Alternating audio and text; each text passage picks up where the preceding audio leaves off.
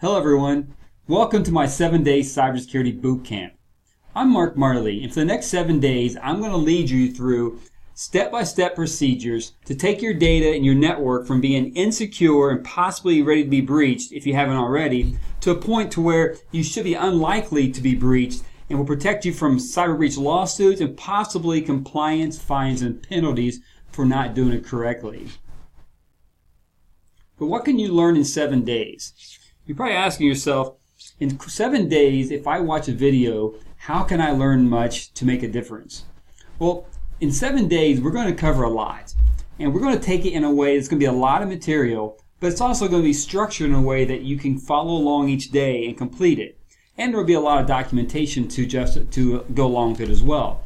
But on day 1, we're going to start with password management. We're going to cover all the basics and some of the in-depth things you have to do to make sure your passwords are secure and that your employees follow your password procedures. On day 2, we're going to cover program updates, both hardware, software, Microsoft updates, and third-party updates. Antivirus. There's a good chance the antivirus you're using today was obsolete back as far as 1999. We're going to talk about the next generation endpoint protection, which provides ultimate security for your servers and for your PCs. Wi-Fi security. That's a pretty broad area to talk about. But we're going to cover a couple different sides of that. One is how to secure your local area network, your business Wi-Fi, so that your employees can access all the files they need, but yet your guests come in, they have internet access, but they can't access any of your files and risk your network from viruses or malware attacks if they have it on their device. We're also going to cover what you can do when you get to a public Wi-Fi to keep yourself secure. Everybody has to have a firewall. Most of you watching this do. If you have internet access in a local area network, you must have a firewall of some sort. A firewall is a device that protects you from all intruders, all the traffic coming in from the internet. But there are a lot of best practices you have to implement to make sure your firewall is working correctly. We'll talk about all those best practices and what you can do as a business owner to make your firewall more efficient, speed up your data, but also there's a few things that you may want to disable on your firewall. Even though they're part of your firewall software, they may be causing you a security concern. We'll cover those for you. We're also going to cover on day 6 something that most of you refer to as backup and disaster recovery. I don't think it's that anymore, and let me explain why. A backup and disaster recovery system years ago was probably a tape backup system or an external drive that you would do a backup every day of your files, and then you store it somewhere in a cabinet, and typically when I saw it, it was right near the server or stacked on top of the server. And if something happened where your lost a file or your server crashed, you would go then and put that tape in, search for the file, and restore it.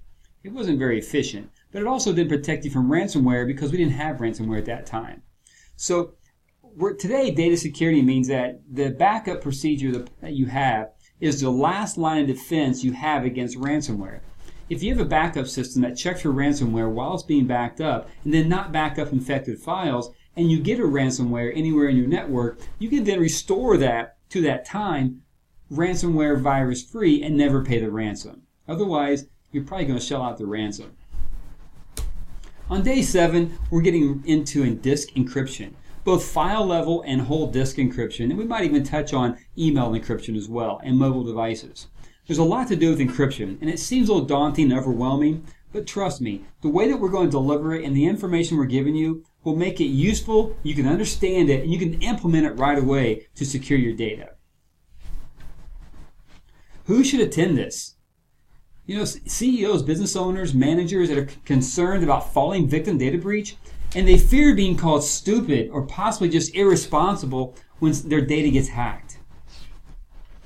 Business owners who currently outsource their IT company to a managed service provider but still aren't totally confident that everything's being done to protect their data and their users. Local and state government employees who manage IT environments and put their job on the line every day to protect your and my data. These individuals normally protect very sensitive information from a lot of different people, but also do it on a limited amount of money, resources, and I'm going to help them, give them some ideas that they can use to secure their data as well. CEOs of businesses that are facing government regulation, possible large fines if they don't meet mandatory compliance guidelines. Most industries today are becoming regulated, and especially if you're in Europe, there's all kinds of new guidelines, and all those are coming to the United States as well. There's everything from HIPAA to PCI to NIST 800. There's all kinds of compliance you have to worry about. We're not going to touch on compliance much today because that's a whole different course that we can cover. But we're going to cover what you have to do, the basics to keep yourself compliant, but also to get yourself ready for a compliance audit if that happens. Just like the real boot camp that I went through for the Marine Corps, it's not for everybody. You have, if you've already performed a cyber risk assessment and you got the all clear signal from the guy, your cybersecurity guy, and you feel good about it, then you probably don't need to attend this course at all. If you're a business owner that already has all the security practices in place, you have policies, your employees understand those policies and how to implement them and report violations of those policies, this may not be the course for you. Maybe you have an outside managed IT firm that has your back. As we say in the Marine Corps, they have your six. And you sleep really well at night knowing that they have your back and you have no concern about a cyber attack or losing your data. You may not want to attend this either. There's also CEOs that trust that the government is going to mandate something and write legislation to protect their data. If you believe that, I would say you probably don't need to watch this course, but that's even a larger reason why you should be watching this course, because that's never going to happen. There's also people who believe that their data is not important enough to be hacked. If you truly believe that, you probably won't get much use out of this course. But don't leave yet. I challenge you that even if you meet these 4 guidelines and you think you shouldn't attend, I think you'll get something out of this. Because I believe that you think that someone else in your company is probably doing the cybersecurity and you don't have to worry about it because you're the boss, the CEO, whatever it is, and someone else has that. That's their responsibility. But I'll tell you, it's not. Ask the CEO of Equifax. He got called in front of Congress and had to defend something happened in his company, which he may or may not have been aware of. He got held liable for the mistakes of the IT department in his company. You need to be aware because the IT department can come and go, they can leave, but it's still your company and your data, your retirement, so you as a CEO need to be aware of what's going on your network. There's no excuse for not knowing. So please stand by and stick around the next 7 days. I think you'll learn a lot. We're going to break this down into phases. Just like in the Marine Corps, I had 3 phases of boot camp. We're going to start with phase 1, which is the initial discovery and initial briefing about your network. What will you get by attending this boot camp? Well, you get 7 action items, 1 per day, that you need to complete each day to prepare yourself for the next day. I expect you also get 7 cheat sheets. Each day you'll get a supporting document you can download from the portal, the same place you got this video from. And that cheat sheets will include things like insider tips that I've learned in 25 years of doing cybersecurity. You'll also learn the best practices that we use daily to secure our clients, and also a few gotchas you want to avoid, because sometimes you don't want to implement all levels of security that you read about, because too much sometimes is too much and might slow down your network or cause more complications for you. We also want to make this transparent to your employees, or they'll never do it anyways. We're going to send you links where available to more information. Although this course gets very in-depth about a lot of different topics, we can't cover everything. There's several different brands of servers, types of operating systems, and we just can't do it all in one course. So if it's relevant, we'll send you a link or comment in the Facebook group that goes along with this course. If you have specific questions about your environment, we can schedule a time to come on site, talk to you, or send you a link to more information so you can read up on it yourself. There's also going to be at the end an opportunity to obtain a cybersecurity risk assessment by an IT professional like myself. In the beginning, you're going to start with a risk assessment. I ask you to be honest. So at the end, we do the risk assessment, the professional assessment. You will know where you've done and how much you've achieved in a short amount of time. I think you'll be surprised. You'll also get the peace of mind of knowing that you're much better secure on day 7 than you were in the beginning of day 1. That there will help you sleep at night better. And getting a good idea, even if you're not totally secure, at least you get a good idea where you're at, and you'll have an action plan to get there to get yourself out of trouble and to prevent those kind of attacks. Who am I and why am I teaching this course? My name is Mark Marley. I'm the CEO of Network Computer Solutions, and our primary office is in Warsaw, Indiana. I began my IT career in 1989 while serving in the United States Marine Corps.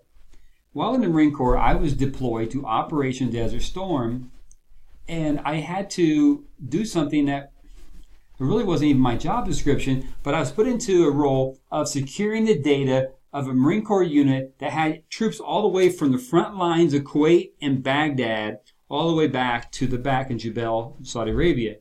So I spent time in Saudi Arabia, Kuwait, and Bahrain, and what I did was I made sure that all of our data was protected, encrypted, backed up, and also is backed up not just for theft, because we had a lot of personnel information, numbers, all kinds of information that we can't even talk about, but we also had to worry about all the sand and the harsh environments and the heat destroying the hardware. So we had to be prepared at any given time to restore those servers if we had to. When I left the Marine Corps, I realized that when I started working for a small business, that small businesses weren't protected on the cybersecurity and data security side like large businesses, enterprises, and the Marine Corps. So I thought, I've got to find a way to get these small businesses to secure their data just like they're a big enterprise. So I started putting together all these ideas and plans, and I came up with what I feel is a foolproof solution to solve the IT and the security challenges of a small business, and they can treat it just like they would an enterprise business or a military establishment. Now, my mission from Network Computer Solutions is to provide a security package for your clients, for your company, so that you never have to worry about it and you never have to report to your clients that you lost their data, and then you get possible fines and penalties. We're going to make sure that we do this right so you don't happen to you and you're very secure. What do I do today? Today, I'm the leader of a squad of cyber technicians and engineers that manage IT environments and security for industries all over the country. Our clients range in all kinds of industries, but we have a lot of clients in the agriculture industry, the healthcare, and the financial industries, which are very heavily regulated. So we're very familiar with compliance. If you have any questions or need assistance in any of those things, please reach out to me and we can see what we can schedule a meeting and maybe we can help you. Ultimately, what we're going to cover is how to avoid being a target to all these cyber criminals and protect what you've been working so hard to achieve.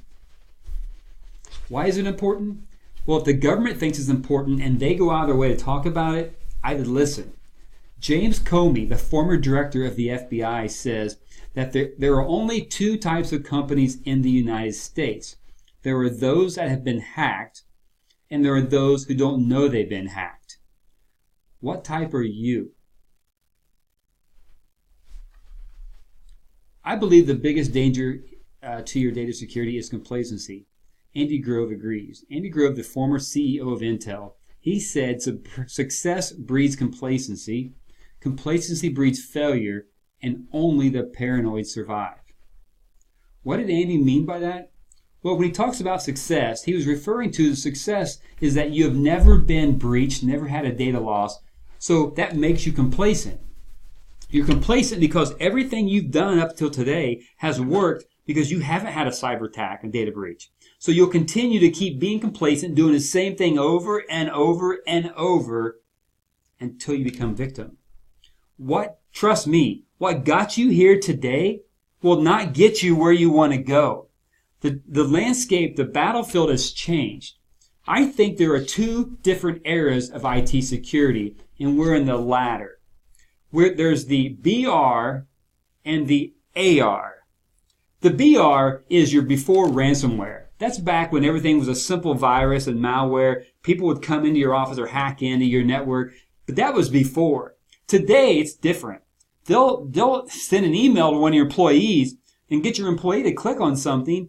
The employee welcomes the ransomware in, and then they take all your money just to get your data back. So I believe you have to be paranoid about this, or you potentially could be a victim. We're going to cover over the next 7 days how to keep you from being a victim. Key findings recently in a survey that's very interesting to me was that 50% of SMBs, small and medium businesses, have been breached in the past 12 months. The most prevalent attacks against SMBs are web-based phishing and social engineering attacks. If you're not sure what a phishing and social engineering attack is, make some comments in the Facebook group and I'll reply and I'll tell you what those are. But also we have other courses available that cover those as well. 59% of SMBs have no visibility into the employee password practices and hygiene, which means 59% don't have a clue what's going on with their employees as far as passwords. Do they use their kid's name? Do they use their username? Do they just use a bunch of numbers? We don't even know. 59%. 65% of SMBs that have a password policy do not enforce it. That means employees are still doing whatever they want. They put a password policy in their manual just so they'd had it, so it looked good for compliance reasons, but they don't enforce it. If you're not going to enforce it, don't even do it. It's just confusing your staff and makes them think that you are not serious about cybersecurity. If you're not serious, they won't take it seriously either. Who's protecting you anyways? Probably not the government. Because look at what I've got here on the screen is articles from major media sources talking about the limitations and weaknesses of the government and the military cybersecurity. Top U.S. Army and NSA documents let's expose on an S3 bucket. First of all, NSA, National Security Agency, and what's an SM3 bucket? Let me explain what that is. An S3 bucket is essentially a filing cabinet available on the internet. Has a bunch of millions of drawers, and those drawers can be locked and encrypted so no one can access those, or they can be left wide open so any ones of the millions of people that pass by can look at those files. Well, the Army NSA thought it was good just to leave them wide open and let millions of people drive by and look at those and take copies of them. That's a big issue. NBC News reports the OPM, Office of Personnel Management, had to report to 22 million people that their government employee records were hacked and stolen. All the data was gone. Congress addresses it, and they said that 14 million small businesses were hacked in the last 12 months. They're going to try to do something about it. In fact, Marie Cantwell, a senator, she said, by creating a simple voluntary cybersecurity framework for small businesses, the Main Street Cybersecurity Act will help them protect their data. Do you think that you're going to rely on that to protect your data? Not me. What I see based on the history and what I've experienced is what they're going to do is they're going to use somebody who has no cybersecurity IT experience. They're going to create a set of documents. They're going to publish them on a website. By the time they publish them, it's going to be years from now. And they're going to be so outdated, antiquated, that they're not even relevant. And they're not going to be easy to find or follow. We're going to give you in this course a step-by-step framework that you can follow today to make sure your network is secure. Because we care. I'm a small business just like you, and I don't want to be breached either. So I'm going to give you the same documents that I use to secure my company's data. Forbes reported that CIA, they were caught hacking Samsung smart TVs, possibly listening in to what's going on in people's homes. You can't trust the government to secure your data or to make sure they're not spying on you. So you've got to do whatever you can to protect your network and your data. We recently interviewed several businesses. In the last 90 days, we were shocked at the answers and the results. 80% of the companies we interviewed were infected with malware or viruses of some sort, even though they had antivirus installed, a firewall on their network, and an IT guy who is responsible for keeping their network business secure. We found that 60% did not have all their data backed up. 90% had employees posting company files on their personal Dropbox type system. If you don't know what that means, Google it. And you'll be terrified because what it is people sharing information from your company on a program on their computer which goes to the cloud, which synchronizes to every mobile device they have. So and you have no record of it, you can't track who forwarded it, who they sent it to your employer, did they send it to your competitors? You don't know. So be careful. We're going to talk about how to stop that in that day of the course. 100% of the people we talked to had an IT company that provided their IT services. And this is all from companies that swore it would never happen to me. It's getting closer to home more than what we think. So follow along for 7 days, participate, do the homework, and you'll be rewarded at the end. What should I expect in a daily training? Well, you're going to get each day's training. You get an email that gives you a link to the course.